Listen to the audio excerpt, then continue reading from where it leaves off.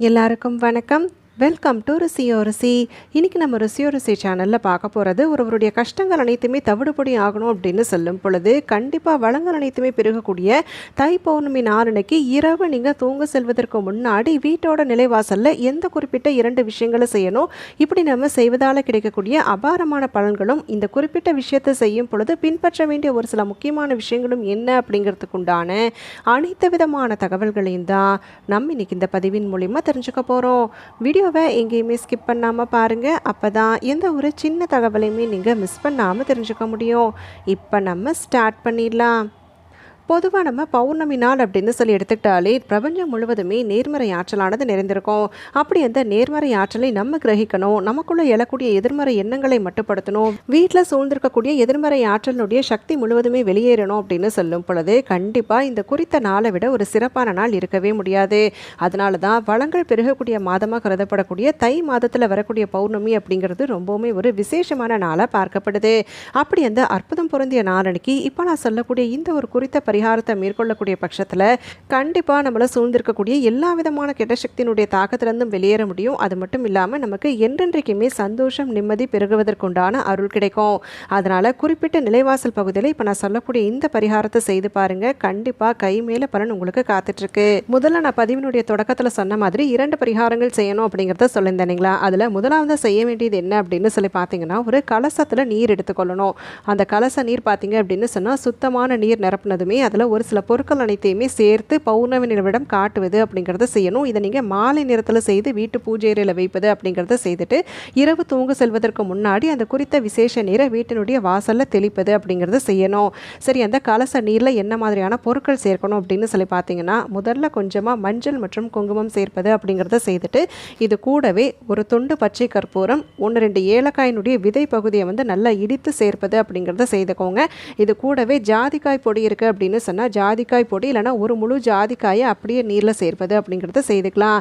வெற்றிக்கு வித்திடக்கூடிய ஒரு வேர் அப்படின்னு சொல்லி பார்த்தா அது வெட்டிவேர் பரிகாரத்தை செய்து பலனடைந்தவங்க நம்மள நிறைய பேர் இருப்போம். அப்படி அந்த வெட்டி வேரை கொஞ்சமாக நீங்கள் அந்த கலச நீரில் சேர்ப்பது அப்படிங்கிறத செய்துருங்க.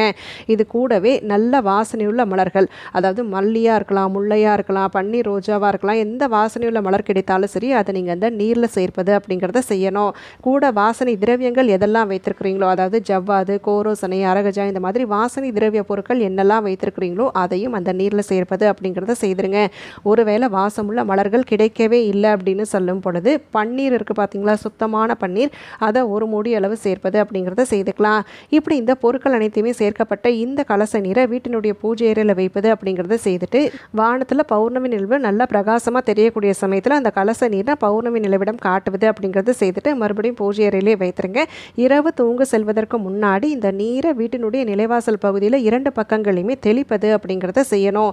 நல்ல கை முழுக்க நீர் எடுத்துட்டு அதை வாசலில் தெளிப்பது அப்படிங்கிறது கண்டிப்பாக நம்மளை பிடித்திருக்கக்கூடிய எல்லா விதமான கெட்ட சக்தியினுடைய தாக்கத்தையும் வெளியேற்றும். அது மட்டும் இல்லாமல் நம்ம வீட்டுக்குள்ளே நுழையலாம் அப்படின்னு சொல்லி காத்திருக்கக்கூடிய துர்சக்திகளும் விரட்டியடிக்கப்படும்.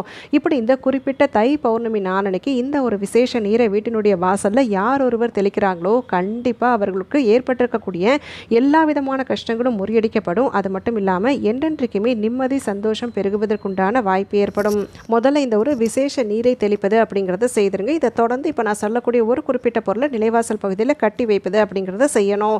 இந்த நீரை நீங்கள் தெளித்ததுக்கு அப்புறமா மீதம் நீர் இருக்குது அப்படின்னு சொல்லும் பொழுது அதை நீங்கள் பத்திரமா எடுத்து வச்சுக்கலாம். அந்த பொருட்கள் அனைத்தையுமே வடிகட்டி அந்த நீரை ஒரு பாட்டில் எடுத்து வச்சுக்கிட்டு ஒவ்வொரு நாளுமே பார்த்தீங்க அப்படின்னு சொன்னால் வீட்டினுடைய வாசல் பகுதியை தெளிக்கும் பொழுது அந்த குறிப்பிட்ட நீரில் இந்த குறிப்பிட்ட விசேஷ நீரை சேர்த்து தெளிப்பது அப்படிங்கிறது வீட்டில் இருக்கக்கூடிய எல்லா விதமான தரித்திர நிலையும் விரட்டியடிக்கும்.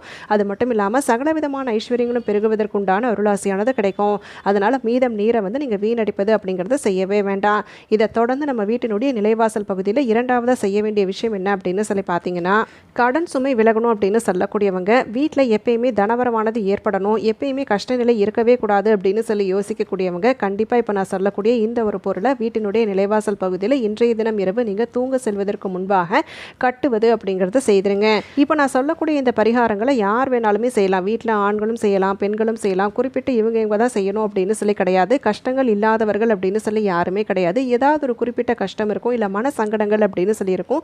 எது இருந்தாலுமே கண்டிப்பாக இந்த நாளன்னைக்கு நம்ம செய்யக்கூடிய இந்த 2 பரிகாரங்கள், நிலைவாசலை முன்னிலைப்படுத்தி செய்யக்கூடிய இந்த 2 பரிகாரங்கள் கண்டிப்பாக நம்மளுடைய வாழ்க்கை வெளிச்சமாவதற்குண்டான அருள் கிடைக்கப்பெறும். அதனால் கட்டாயம் அனைவருமே செய்து பயன்பெறலாம்.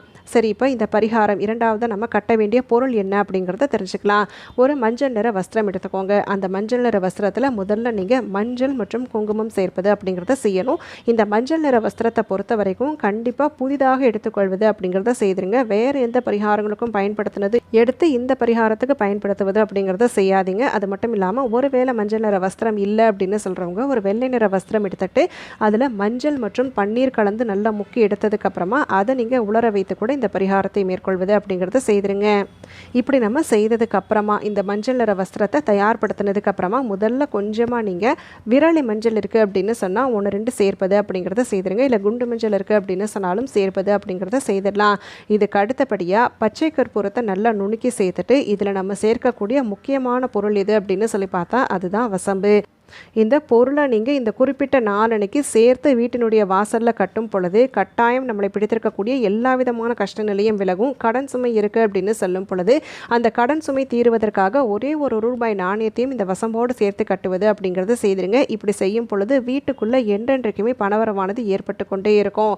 இப்படி பணவரவுக்கு மட்டும் இல்லாமல் நமக்கு சாதாரணமாகவே கஷ்ட நிலை விலகணும் அப்படின்னு சொன்னால் வெறும் வசம்பை கூட வைத்து கட்டலாம். ஆனால் குறிப்பிட்டு கடன் சுமை இருக்கக்கூடியவங்க ₹1 நாணயத்தை சேர்த்து கட்டுவது அப்படிங்கிறது செய்திருங்க. இப்படி இந்த குறிப்பிட்ட நன்னாளன்னைக்கு நம்ம செய்யக்கூடிய இந்த ஒரு முடிச்சு பரிகாரம், அதுவும் நிலைவாசலில் வலது பக்கத்தில் நீங்கள் கட்டி வைப்பதன் பலனா ஒவ்வொரு நாளுமே வீட்டினுடைய வாசலில் நீங்கள் மஞ்சள் குங்குமத்தால் பொட்டிட்டு பூக்கள் வைத்து நிலைவாசலுக்கு நீங்கள் செய்ய வேண்டிய விஷயங்கள் அனைத்தையுமே செய்து வழிபாடு மேற்கொள்ளக்கூடிய பட்சத்தில் கட்டாயமாக நம்மளுடைய கஷ்டநிலை அடியோடு ஒழியும். அது மட்டும் இல்லாமல் என்னென்றைக்குமே தனவரவு நீங்கள் கேட்டதுக்கும் மேலான பலன்கள் அனைத்துமே கிடைப்பதற்குண்டான வாய்ப்பு ஏற்படும். இப்படி இந்த பொருட்கள் அனைத்தையுமே நம்ம எத்தனை நாள் வரைக்கும் வைத்திருக்கலாம் அப்படின்னு சொல்லி பார்த்தீங்கன்னா அடுத்து வரக்கூடிய மாசி பௌர்ணமி நாள் வரைக்கும் வைத்திருக்கலாம். இல்லை அதுக்கு இடையிலே பார்த்தீங்க அப்படின்னு சொன்னால் ஏதாவது ஒரு சில மாறுதல்கள் ஏற்படுது, அந்த முடிச்சில் வந்து ஏதாவது ஒரு சில மாற்றம் ஏற்படுது, நிறம் மாறுது அப்படின்னு சொல்லும் பொழுது அந்த பொருட்கள் அனைத்தையுமே எடுத்து நீங்கள் ஓடுகின்ற நீரில் விடுவது அப்படிங்கிறத செய்திருங்க. கடன் சுமை தீர்வதற்காக ₹1 நாணயம் சேர்த்தவங்க மட்டும் அந்த ₹1 நாணயத்தை எடுத்து கோவில் உண்டியலில் சேர்ப்பது அப்படிங்கிறத செய்துக்கலாம். தொடர்ந்து இந்த பரிகாரம் செய்ததன் பலனா நல்ல மாற்றம் ஏற்படுது, தனவரவு ஏற்படுது அப்படின்னு சொல்லும் பொழுது ஒவ்வொரு பௌர்ணமி தினத்திலையுமே இந்த ஒரு குறிப்பிட்ட பரிகாரத்தை, நிலைவாசல் பரிகாரத்தை நீங்கள் மேற்கொள்ளக்கூடிய பட்சத்தில் அள்ள அள்ள குறையாத செல்வம் சேரும். வீட்டில் என்றென்றைக்குமே சந்தோஷம், நிம்மதி தாண்டவமாடும். இதில் எந்த விதமான சந்தேகமுமே இல்லை. முழு நம்பிக்கையோடையும் முயற்சியோடையும் இந்த குறித்த நன்னாளன்னைக்கு பொன் பொருள் சேர்க்கைக்கு ஆதார நாளை விளங்கக்கூடிய புதன்கிழமை நாளன்னைக்கு நமக்கு பௌர்ணமி இணைது அப்படிங்கிறதே ரொம்ப ரொம்ப சிறப்பு. இப்படி இந்த நன்னாளன்னைக்கு இப்போ நான் சொன்ன இந்த பரிகாரத்தை மேற்கொண்டு சிறப்பான பலன்கள் அனைத்தையுமே பெறணும் அப்படின்னு சொல்லி கேட்டுக்கிறேன். இந்த பதிவு கட்டாயம் உங்கள் அனைவருக்குமே பயனுள்ளதாக அமைந்திருக்குன்னு சொல்லி நினைக்கிறேன். அப்படி பயனுள்ளதாக இருக்கக்கூடிய பட்சத்தில் உங்களுடைய ஃப்ரெண்ட்ஸ் அண்ட் ஃபேமிலிக்கும் தவறாமல் ஷேர் பண்ணுங்கள். அவங்களும் இந்த தகவல்கள் அனைத்தையுமே பார்த்து பயன்பெறட்டும். நாளைக்கு மறுபடியும் ஒரு அட்டகாசமான பதிவோடு உங்களை நான் சந்திக்கிறேன். அது வரைக்கும் நன்றி, வணக்கம்.